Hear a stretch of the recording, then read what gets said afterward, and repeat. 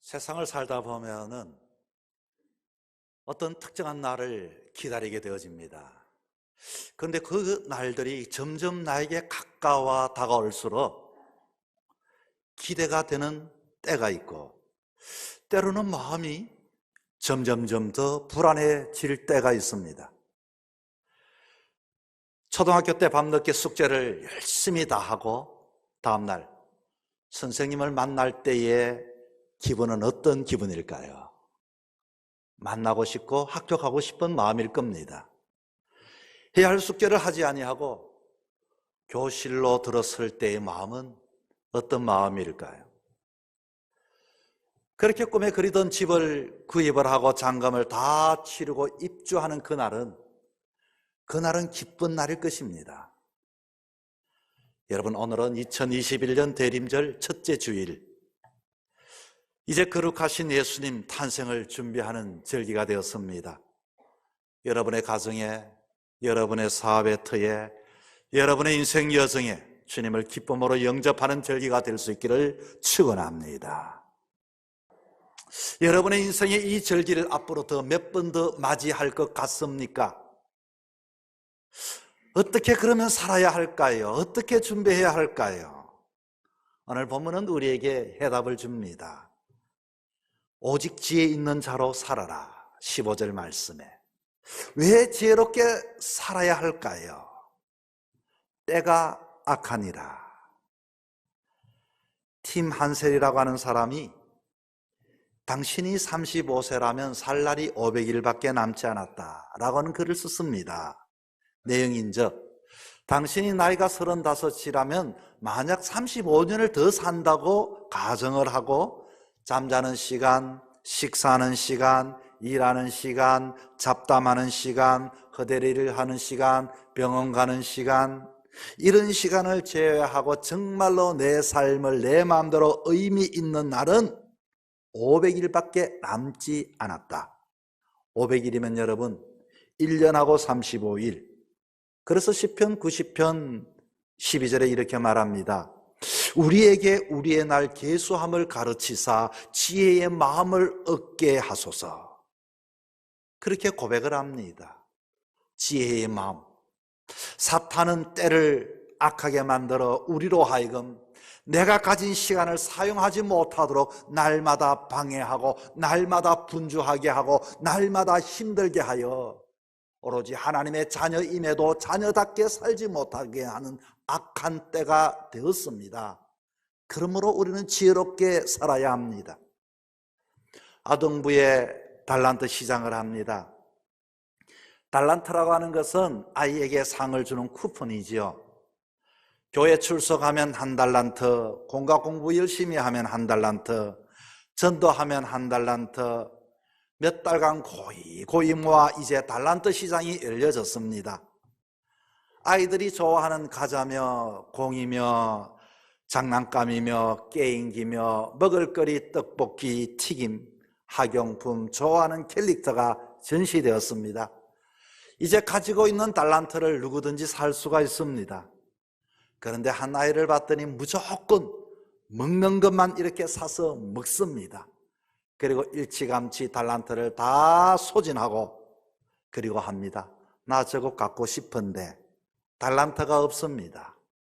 그런데 어느 한 친구는 주머니 속에 달란트를 만지작 합니다. 선생님이 묻습니다. 왜 사고 싶은 거 사지? 왜 마음에 안 들어? 아니에요. 모아둘 거예요. 친구들은 여기저기 먹을 것을 간식을 먹는데 그것도 아낀다고 사지 않습니다. 너 작년에도 하나도 사지 않고 그랬는데 왜 또 올해도 그래? 여기 먹을 것이나 한번 먹어봐. 건네줍니다. 그 아이는 사지 않았습니다. 다음에 살려고요. 그리고 달란트 시장이 끝이 났습니다. 여러분, 다음번 달란트 시장은 어떻게 되었을 것 같습니까? 그렇습니다. 코로나로 인하여 더 이상 열리지가 않았습니다. 건강할 때 주의 일을 해야 합니다. 시간이 있을 때 주의 일을 해야 합니다. 그래도 내가 쓸 수 있을 때 주의 일을 해야 합니다. 정신 맑을 때 주의 일을 해야 합니다. 병들면 봉사하고 싶어도 못합니다. 여러분, 다음에 내일은 우리의 시간이 아닙니다. 어떻게 내일을 우리는 내 것이라고만 생각합니까? 오늘 이렇게 있는 이 자체가 하나님께 영광이 되어지는 것입니다. 어떻게 하면 지혜롭게 주님을 맞이할 수 있을까요? 첫째, 시간을 아끼고 잘 관리하셔야 합니다. 16절 말씀입니다. 세월을 아끼라. 그렇습니다. 여러분, 나에게 주어진 시간 길이 잘 계산하여 정말로 유익하고 값지게 의미 있게 사용하는 것을 세월을 아낀다는 뜻입니다. 여러분, 학교 생활 어떻게 보내셨습니까? 다 똑같은 교실, 똑같은 서성, 똑같은 환경 공부를 합니다. 어떤 이는 주어진 시간, 주어진 장소, 주어진 상황 속에 최선의 지혜를 가지고서 잘 10분 활용하여 그리고 성공합니다. 어떤 이는 학교 생활인지 그곳에서 사회생활인지 그것이 노는 생활인지 구별하지 않고 그렇게 얼렁뚱땅 힘들게 부끄러운 졸업을 하는 친구가 있습니다. 이후에 잘 나가는 친구를 보면서 하는 말이 있지요. 제 친구 학교 다닐 때 어리벙벙했는데, 여러분, 누가 어리벙벙합니까? 누가 어리석은 사람입니까? 주어진 시간을 지혜롭게 사용한 자가 어리석은 자입니까? 아닙니다. 대부분의 사람들은 이 세상의 삶을 살아가면서 내가 좀 더 젊었으면, 내가 좀 더 시간이 있으면, 내가 좀 더 물질이 있으면 이렇게 할 텐데 하고 후회하는 사람이 있습니다. 그러나 어떤 사람이 병원에 입원했습니다. 주님, 나한테 시간을 더 주신다면, 나한테 살렵게 살려주신다면 과거처럼 살지 않겠습니다. 여러분, 그런데 그 사람 회복하여 병원을 나서고 그 다짐과 그 결단이 얼마나 가겠습니까? 육신이 이 땅에 있을 때 자기 영혼의 때를 준비하는 것이 중요합니다. 육신의 시간, 육신을 위해서 사용하는 것이 아니라 다음 영혼을 위하여 준비하는 시간을 여러분 얼마나 확보하고 얼마나 투자하며 살아가고 있습니까? 여러분, 시험지를 받으면 제일 무엇부터 씁니까? 이름부터 씁니다. 어떤 사람은 육신이 이 땅에 있을 때 영혼의 때를 준비하지 못하고 그렇게 나름대로 열심히 힘들게 어렵게 악착같이 살았는데 영혼의 때에 누릴 목이 없다면 그 사람은 어리석은 사람이 되는 것입니다. 예수 없는 세상, 예수 없는 인생, 예수 없는 성공, 예수 없는 신앙, 아무리 멋지고 대단하고 화려하고 경량 같지만 육신이 끝나는 시간에 그 인생은 빈손 인생이 되는 것입니다. 가난과 질병과 고통을 당해도 제일 큰 보배, 제일 큰 재산, 오직 자기의 영혼을 때를 위하여 사는 것이라 생각하고 실천하며 사는 사람은 복이 있는 사람이 되는 것입니다. 사람들은 육신의 생각과 성령의 생각이 존재한다는 것을 모르고 살아갑니다. 육신의 생각으로만 살다가 결국 사망에 이르게 되니 참으로 안타까운 일입니다.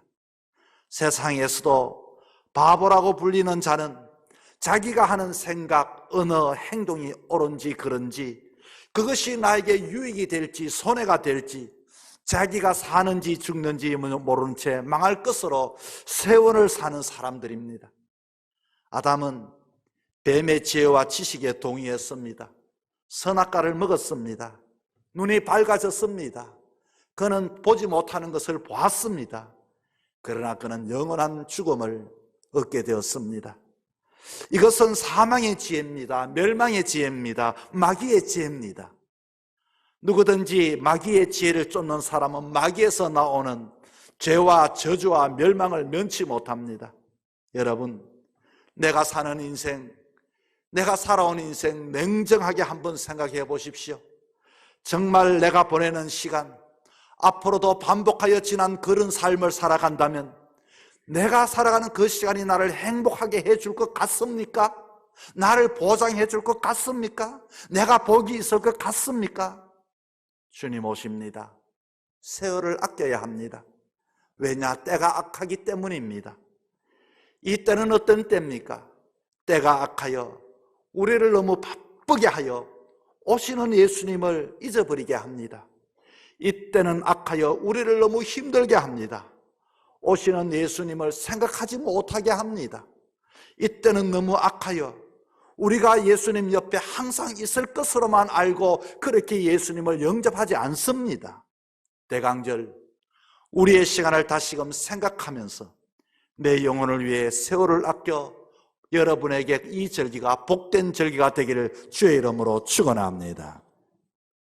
두 번째는 주의 뜻이 무엇인지를 분별하는 절기가 되어야 합니다. 17절이죠. 오직 주의 뜻이 무엇인가? 그렇습니다.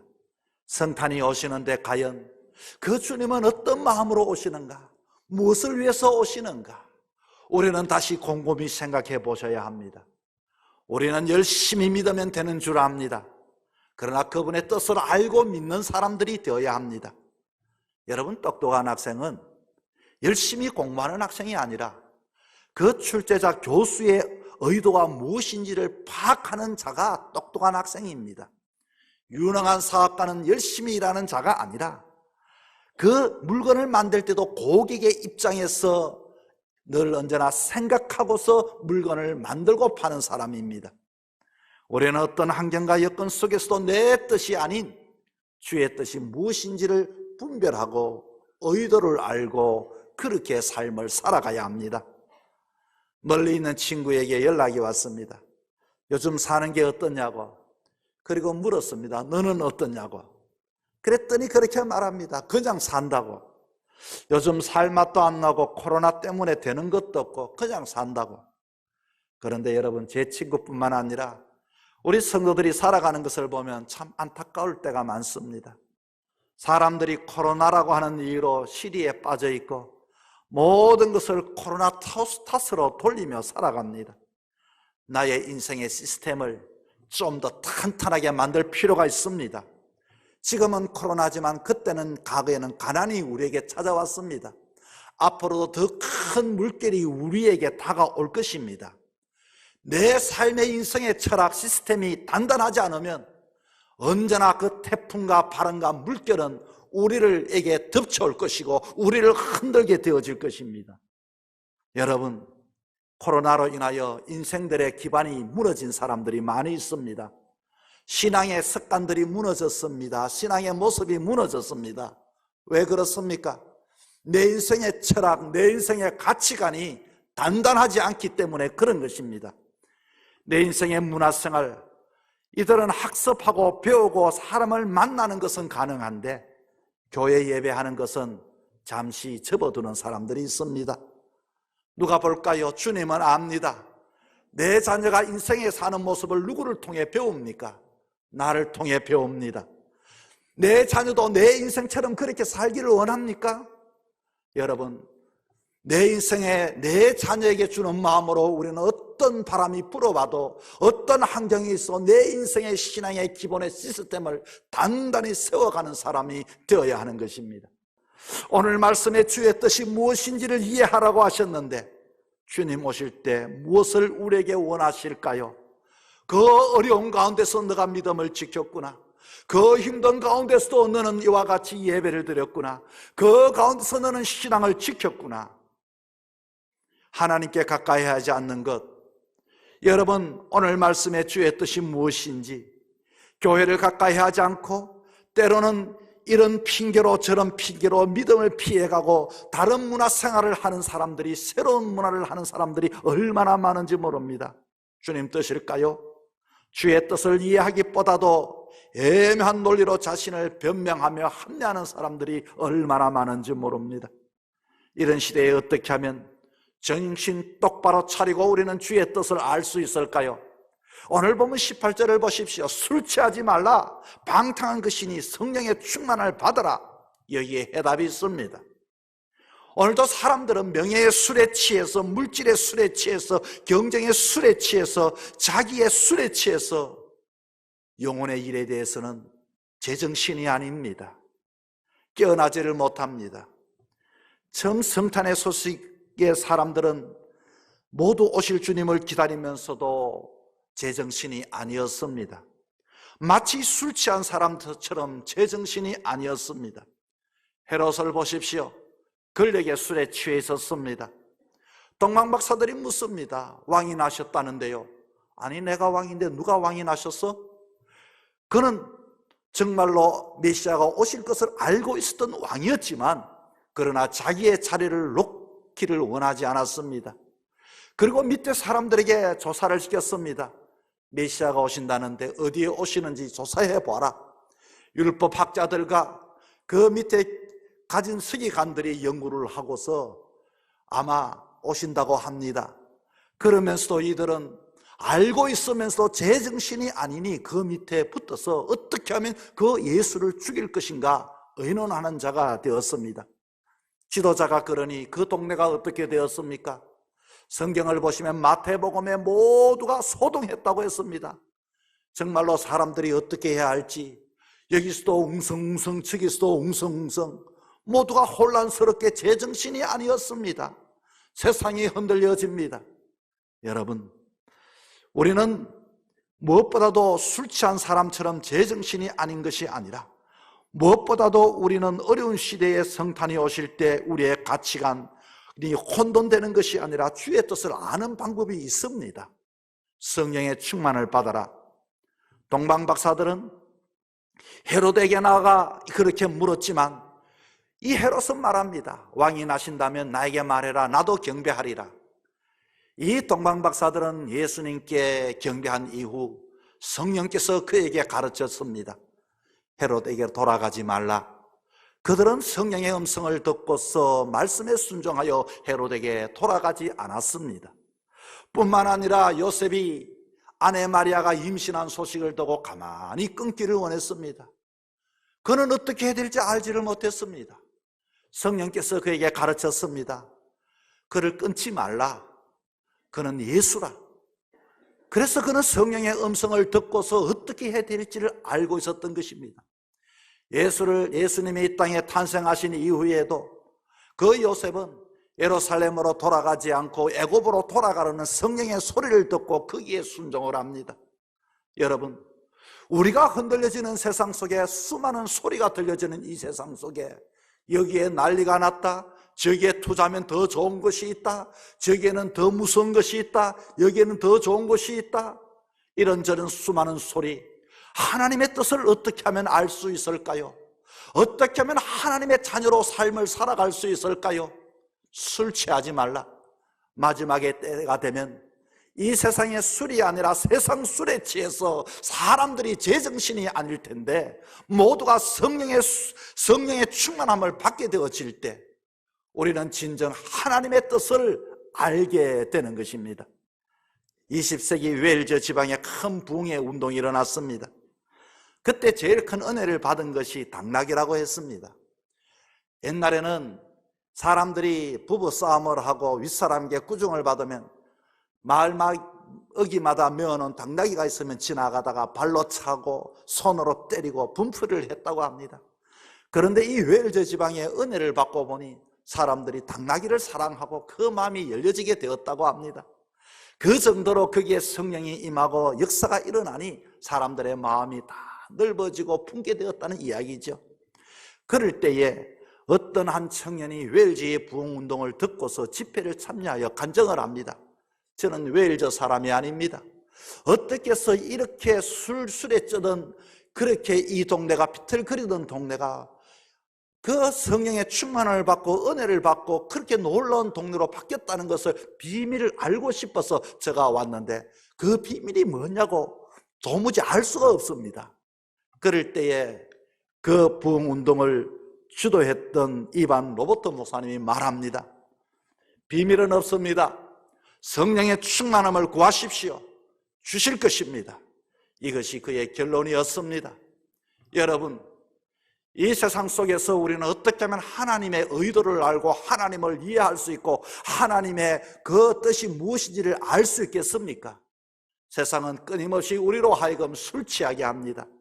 우리로 하여금 정신 차리지 못하게 합니다. 하나님의 자녀로서의 거부하게 살아가게 합니다. 우리에게 필요한 것은 성령이십니다. 아무쪼록 성령께서 여러분에게 임재하여서 어려운 시절, 힘든 시절에도 오실 주님을 맞이할 수 있는 그 하나님의 의도와 하나님의 뜻을 헤아릴 수 있는 저와 여러분이 되기를 축원합니다. 세 번째는 이 절기를 어떻게 보내야 할까요? 하나님께 감사하며 찬양하며 이 절기를 보내야 합니다. 이제 성탄이 오시는데 우리는 시와 찬송과 신령한 노래를 드립니다. 19절입니다. 그렇습니다. 우리는 시와 그리고 찬송과 신령한 노래라고 하지만 아버지 하나님 아버지의 입장을 여러분 한번 생각해 보셨습니까? 추운 겨울날 아들을 말죽통에 뉘어야 했던 아버지, 독생자 아들을 고난을 겪게 하는 그 소곡 이 땅에 보내시는 그 모습, 채찍에 맞으시고 그리고 조롱과 멸시와 모욕을 당하실 것이고 따귀를 맞을 것이고 침뱉음을 당하실 것이고 채찍에 맞으시고 십자가에 마침내 달 것이고 그냥 그버려 내어두어야 하는 아버지의 심정, 내 사랑 아들을 낯선 오지에 보낸다면 여러분의 심정은 어떤 심정이시겠습니까? 아버지의 마음 헤아려 보았습니까?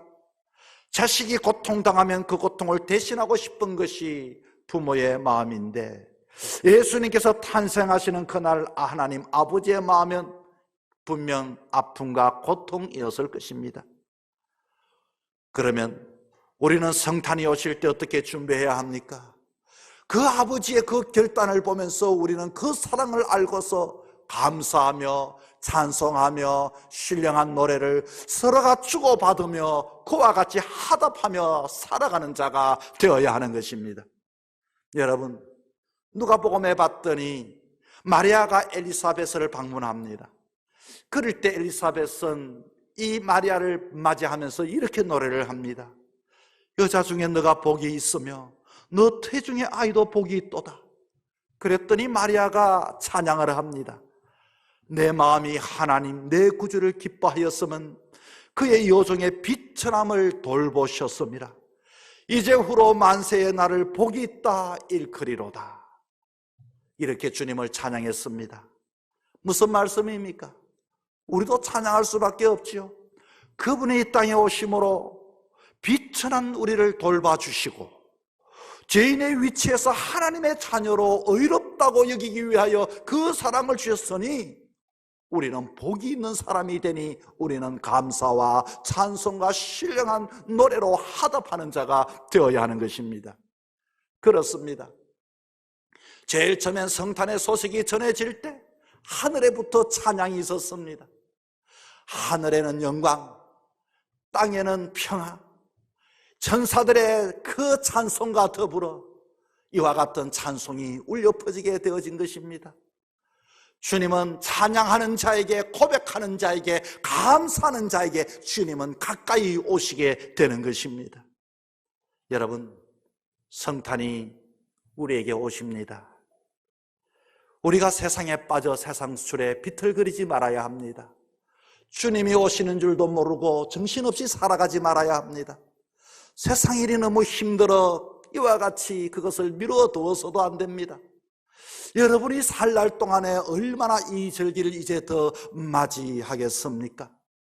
특별히 2021년, 때로는 세상에 이런 일 저런 일, 우리에게 수많은 것들로 인하여 하나님 앞에 바로 서지 못하게 하는 상황과 여건들이 많지만 정말로 우리는 하나님의 뜻과 의도를 다시 한 번 더 새기면서 깨어서 준비하며 찬송과 감사와 찬양으로 서로 신령한 노래로 화답함으로 이 절기를 준비하며 여러분의 마음에, 여러분의 사업의 터 위에, 여러분의 인생에 맞아들이는 복된 절기가 되기를 주의 이름으로 축원합니다.